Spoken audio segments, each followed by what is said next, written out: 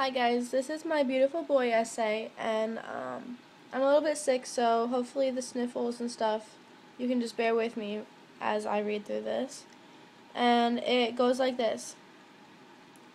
Take a minute to think about if you had to watch a family member suffer through addiction, whether this addiction is overeating, smoking, alcohol, or drugs. How did you feel? If you have not experienced addiction, how would you feel?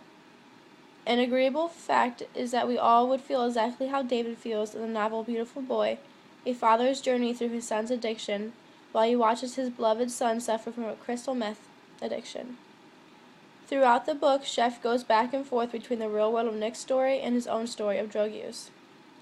Research and meditations. With Chef showing both worlds, it helps the readers connect how the drug addict feels, how drugs affect the addict physically, and how the family deals with the addictions, which all shows the realism of a family struggling through drugs in their own home. A drug addict does not know how bad their addiction may be, as Nick did not either. Throughout the book, Nick thought he could get better at any time.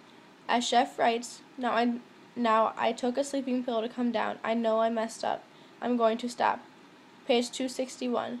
After staying sober for 2 years, Nick tells his father he's going to stop after he relapsed, with his girlfriend Z taking many kinds of drugs.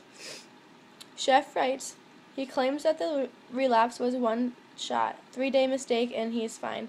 The longer he talks, the more it becomes obvious that his voice is the voice of Nick on something. Page 261. In his mind, he is healthy, and it's only his choice to stop, not the addiction's choice.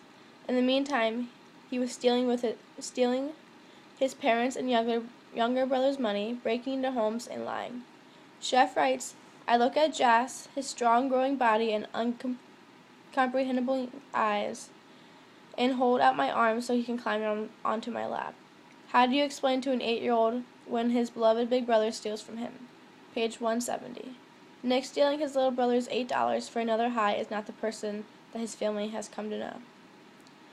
When a drug is used, it is affecting many parts of the body, making the addict a stranger to most. The impact of a drug abuse can be far-reaching, affecting almost every organ in the human body. The body becomes weak and debilitated. Just like any other addict, Nick suffers from physical attributions to consuming drugs. Chef writes, my son, the muscular swimmer, water polo player, and surfer with an emulant smile, is bruised, sallow, skin and bone, and his eyes are vacant black holes. Page 120. Along with the physical effects of drugs, they are also very mentally and behaviorally depreciating. An addict suffers from things such as paranoia, aggressiveness, hallucinations, and loss of self-control. With this being said, somebody can go from being the most loving person in the world to harming themselves and others. Chef talks about tweaking, which half of all meth users do. Chef writes, a tweaker is an abuser who probably has not slept in 3 to 15 days and is irritable and paranoid. Tweakers often behave or react violently. Determining a tweaker alone is not recommended, and law enforcement officers should be called for backup. Page 114. Chef then concludes with some horrifying examples how an addict can become violent to even their most beloved. Chef writes, in Texas, a man high on meth, after arguing with a friend, tracked him down and murdered him, shooting him 6 times in the head. Page 114. With everything a drug can do to a person, families are always afraid that death may knock on their loved one's door very soon. With David, worrying about his son's health and safety has consumed him. David loses focus on his other children and drowns himself into his addiction of sobering his son. It is not just David that is affected by Nick's choice of drug use, but also the rest of his family.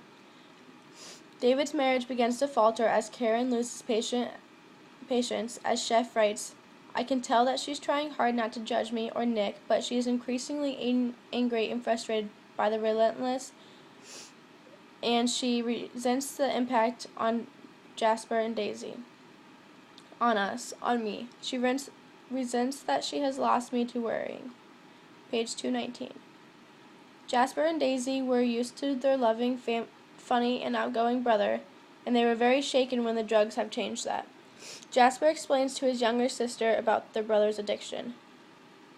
Chef writes, I don't think he wants to do them, but he can't help it. It's like in cartoons when some characters has a devil on one shoulder and an angel on another.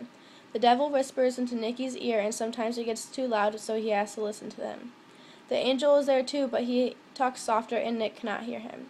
Page 227. The ruthless thing that Nick does to his family has made them lose trust in their own son and become fearful. David and Karen try to protect the kids from getting hurt once more from Nick's awful actions. Chef writes, it takes a while before Karen says she is ready to see him. In addition, we haven't allowed him to see Daisy and Jasper yet.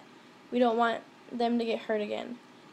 We are all still torn apart by the warring between our fears and our love. We want to protect Daisy and Jasper, and yet they love him and he loves them. Once again, we wonder, how do we know when we can trust them? Page 211. No matter how much Nick puts his family through, they never give up. David and his family continue to have hope for a sober future. Showing both worlds in the book is what made the story livable and relatable. Having two contrasting views in the book is why it makes it such a good read. And a number one New York Times bestseller because Chef does a great job with showing how the drug addict feels, how drugs affect the addict physically, and how the family deals with the addictions, which all at the end show realism of families struggling with drugs.